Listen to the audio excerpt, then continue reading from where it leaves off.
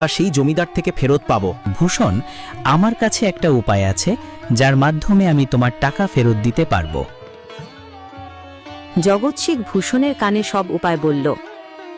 ঠিক আছে শেখজি, হে ঊর্ধ্ববাসী, এই উপায় সফল করুন। পরের দিন জগৎ শেখ অনেক টাকা একটা সুটকেসে ভরে নিজেই জমিদারের বাড়ি গেল। আরে জগৎ শেখ, আজ আপনি নিজেই এখানে? বলুন ভাই, এই গরিবের বাড়িতে কিসের সৌভাগ্য? নমস্তে জমিদারজি। আরে জমিদারজি, আপনি তো আমাকে এখন লজ্জা দিচ্ছেন।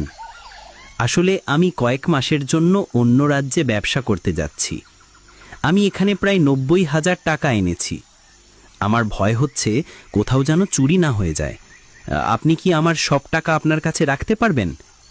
আপনার এই গ্রামে আর কারো উপর ভরসা করতে পারছি না। আরে জগৎ শেখ, আবার কি জিজ্ঞাসা? আমার কাছে আপনার টাকা একদম সুরক্ষিত থাকবে। আপনি নিশ্চিন্ত ব্যবসা করতে যান। এইবার তো বড় মাছ হাতে এলো, বারবার এমন সুযোগ মেলে না। ঠিক তখনই সেখানে ভূষণ এসে হাজির হলো। আরে ভূষণ, ভালোই হলো তুমি এলে। আমি তোমার কাছেই আসছিলাম। আমাকে মাফ করো, সেই দিন তোমাকে চিনতে পারিনি।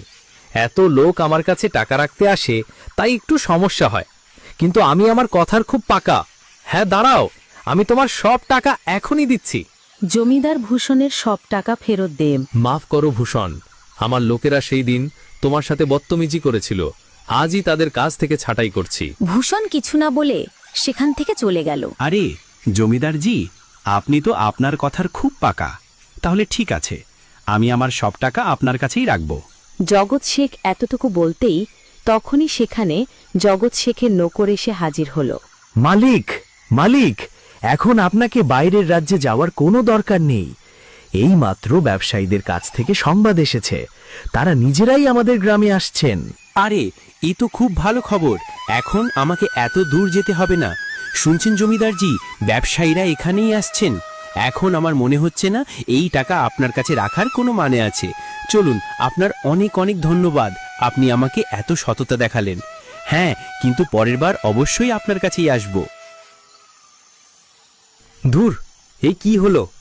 এই 90,000 টাকা তো চলে গেল, আর যে ভূষণের 5,800 টাকা হাতিয়ে নিয়েছিলাম সেগুলোও ফেরত দিতে হলো। আপনার অনেক অনেক ধন্যবাদ শেখজি। আজ যদি আপনি না থাকতেন, তাহলে আমার সব সঞ্চয় সেই জমিদার হাতিয়ে নিত। ভূষণ, কিছু না। যে মানুষ মেহনত ও সততার সাথে উপার্জন করে, ঊর্ধ্ববাসী কখনো তার অমঙ্গল হতে দেন না। আর যে হারামের উপার্জন খায়, তার কখনো ভালো হয় না। আর হ্যাঁ, তোমাদের যদি ভিডিওটা